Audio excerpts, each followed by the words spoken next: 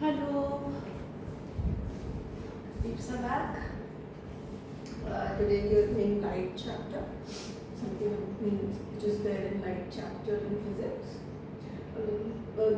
This topic is not very clearly mentioned in the book. It's about what is a monochromatic light and what is a white light. They have not explained it very well yet कि क्या होती है ये. But it is important to discuss it. ये जब prism action consider करते हैं तो कहीं पे ये डायग्राम बना होता है ऐसा वाला और कहीं पे ऐसा डायग्राम बना होता है. सो इट्स तो कभी ऐसे क्यों बनाते हैं? So it's important to understand what is white light, what is monochromatic light. ठीक है. So I written down the points. It's very simple. Just ध्यान से आप सुनोगे तो आ जाएगा.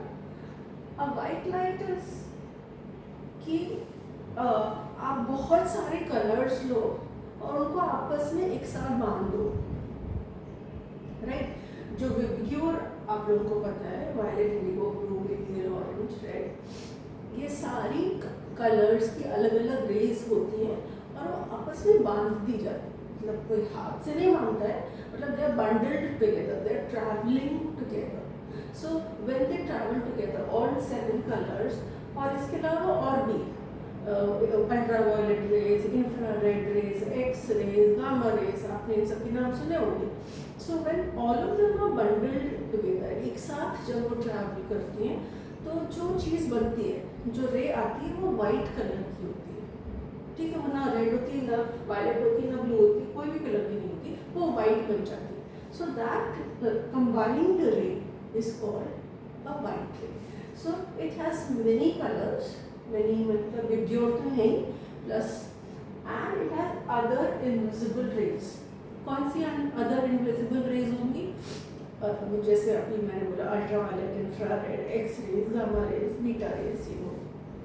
ठीक है. So that is what is white light basically. ये होती है मोनोक्रोमैटिक लाइट, सिंगल कलर. जैसे आपने दिवाली पे एलईडी में देखा होगा, रेड एलईडी चल रही है. सो वो उसमें सिर्फ रेड रे आ रही है, सिर्फ ब्लू लाइट लगी हुई है. सो उसमें सिर्फ ब्लू लाइट आ रही है. सो it has only one colour. Mono, आपको वैसे पता होगा, mono means one and chromatic means colour. तो उसके नाम से ही पता चल जाता है that it is only one coloured light. या से ब्लू, या से ग्रीन, या से इंडिगो, या से रेड, कोई भी एक कलर होना चाहिए. उसमें कोई बंडलिंग नहीं करी जाती, उसमें कोई 2-3 कलर्स मिक्स नहीं करे जाते. तो that is what is called monochromatic light. ठीक है. अब ये नॉर्मली कहाँ मिलती है? जो सन से रेज आती हैं वो वाइट लाइट होती है. देखा ही हमने, वाइटिश, येलोइश होती है. That is white light. It has all the colours. जो स्टार से लाइट आती है दैट आल्सो वाइटिश. या एक वाइट बल्ब से जो लाइट आती है that is also white light. It has many colors inside it. Monochromatic light specially बनानी पड़ती है usually labs वगैरह में, and it has only single color. मतलब या रेड बल्ब से आएगी, या ब्लू बल्ब से आएगी, या ग्रीन बल्ब से आएगी. वो किसी एक सिंगल सोर्स से, स्पेसिफिक टिपिकल सोर्स से आती है. ठीक है. अब जब एक प्रिज्म पे वाइट लाइट गिरती है, white light, then it splits into 7. It is split into 7 colors when it falls on a prism. ठीक है.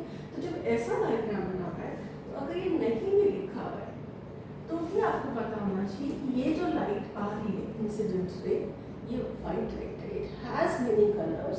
यहाँ पे मैजिक से नहीं प्रोड्यूस हो गए ये कलर्स, इसमें थे सारे कलर्स, पर हमें दिख नहीं रहे थे.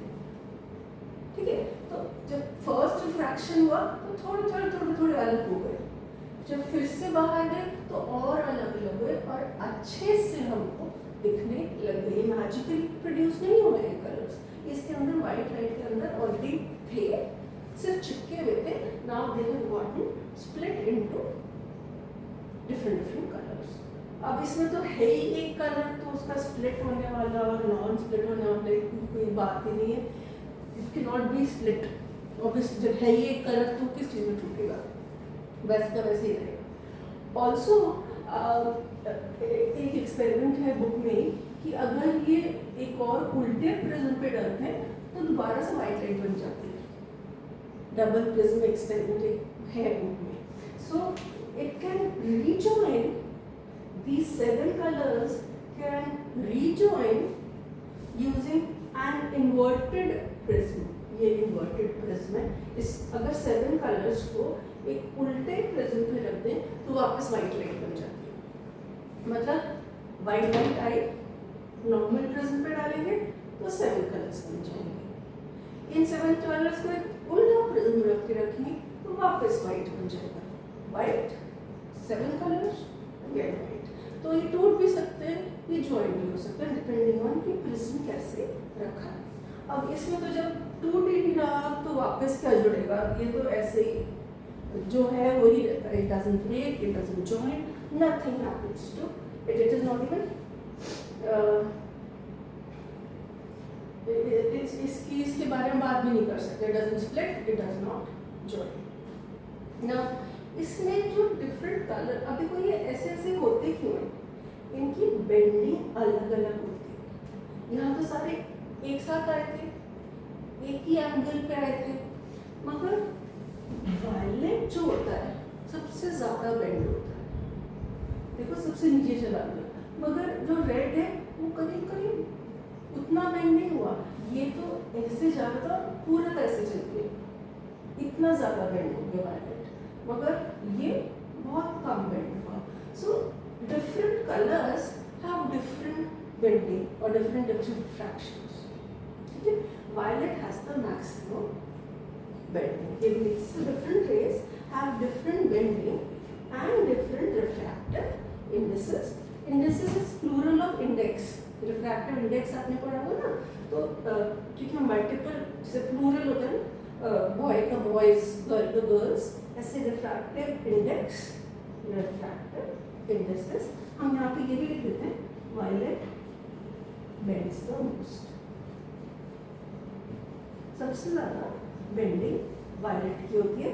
Refractive index of violet is maximum.